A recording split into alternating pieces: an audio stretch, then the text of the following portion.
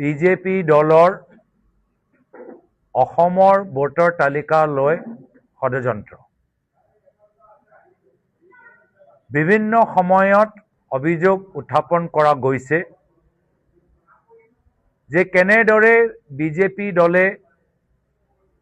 বাহিৰৰ পৰা মানুহ আমাৰ ভোটৰ তালিকাৰ ভিতৰত সোমাবলৈ বিচাৰে আৰু অসমৰ জনসাধাৰণৰ ভোটৰ মূল্য নাইকিয়া কৰিবলৈ এতিয়া ঠায়ে ঠায়ে বিজেপি বিৰোধী ভোট তেওঁলোকে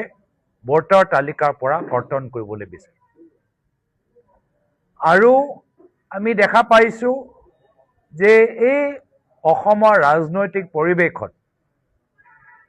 পূৰ্বত যিসকল বিজেপি দলৰ পৰা মূল খলনায়ক সেই খলনায়ক আজিও একেই হৈ আছে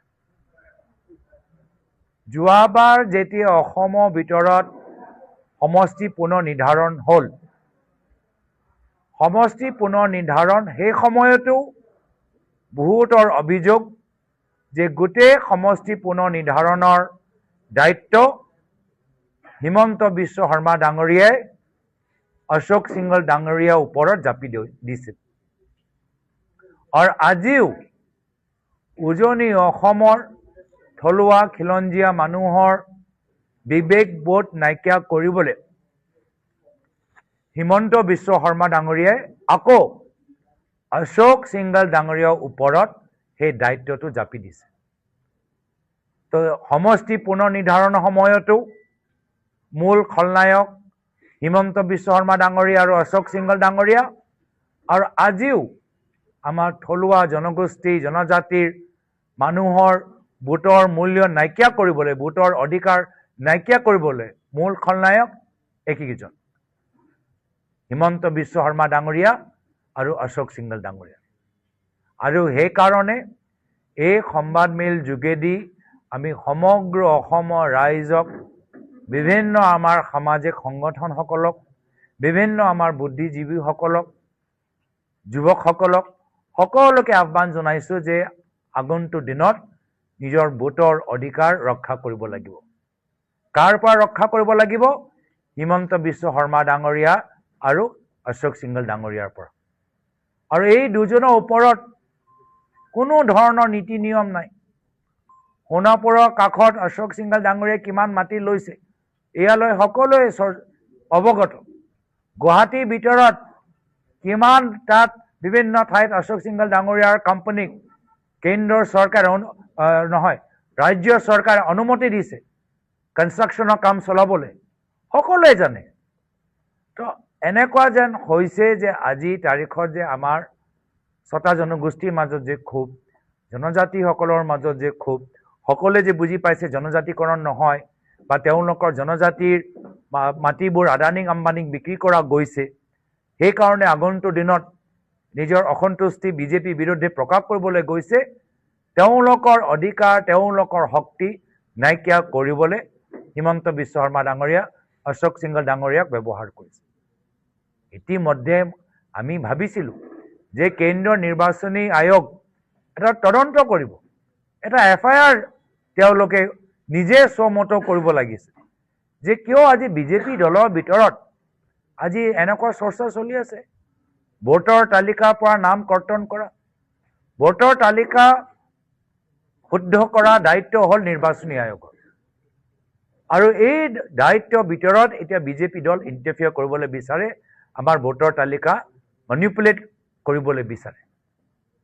আৰু আমি আগতেও কৈছোঁ যে কিয় কৰিবলৈ হৈছে আজি তাৰিখত বিজেপি দলৰ কাম ইমানে জনপ্ৰিয় আজি যদি সঁচাকৈ তেওঁলোকে জাতি মাটি ভেটি কাৰণে আমূল পৰিৱৰ্তন আনিছে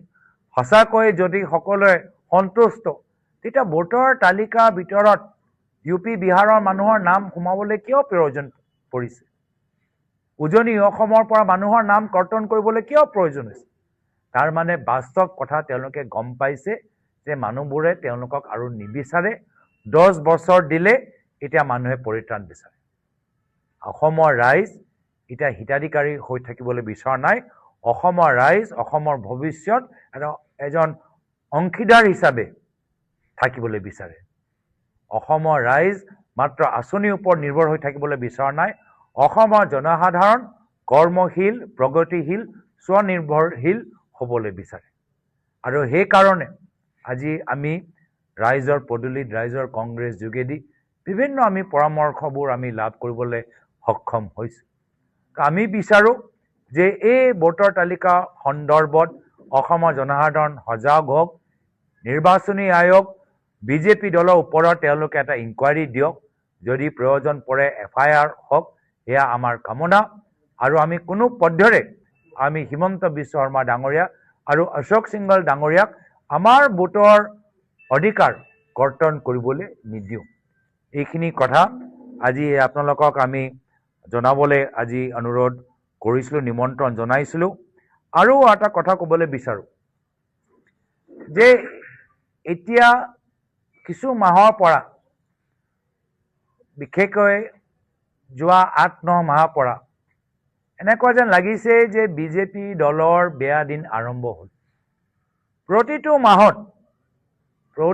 মাহত বিজেপি দলৰ তেওঁলোকৰ যে ভিতৰত কিমান যে তেওঁলোকে পইচা প্ৰতি লোভিয়া মাটি প্ৰতি লোভিয়া ধন সম্পত্তি লৈ তেওঁলোকে বাস্তৱ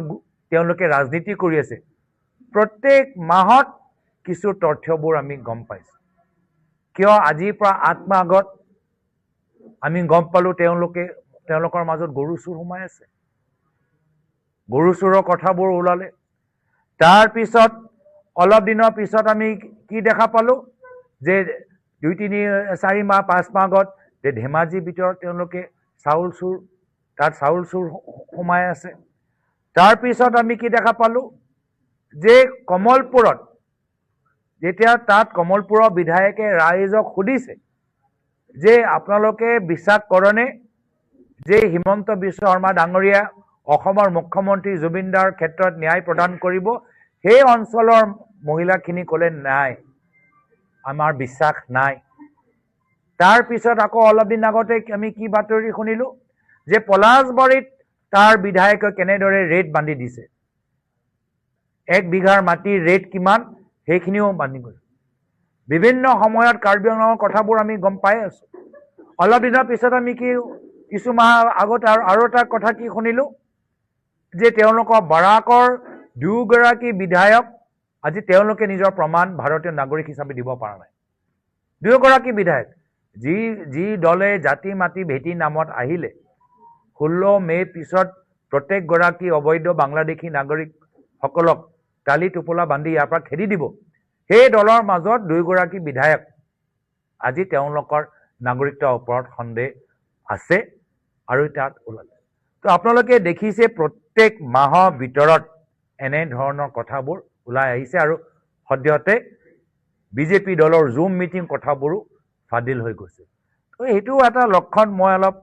এইবোৰ সব কথাবোৰ চাই থাকোঁ যে প্ৰতিটো মাহৰ ভিতৰত এনেকুৱা কথা হ'লে মানে বিজেপি দলৰ লক্ষণটো ইমান ভাল নহয় আৰু তেওঁলোকৰ দলৰ পতনৰ মূল কাৰণে হ'ল হিমন্ত বিশ্ব শৰ্মা ডাঙৰীয়া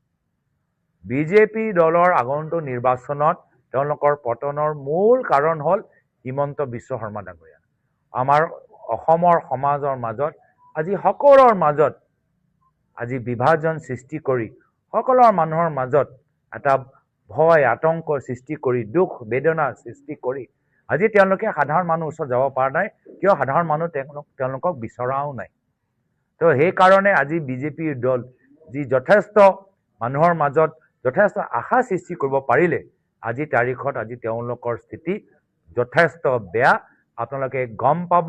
যে অসমৰ জনসাধাৰণে মাত্ৰ বাট চাই আছে যে কেনেদৰে আগন্তুক দিনত এই অহংকাৰী মানুহক অসমৰ ৰাজনৈতিক পৰিৱেশৰ পৰা খেদিব পাৰে আৰু এটা শিক্ষা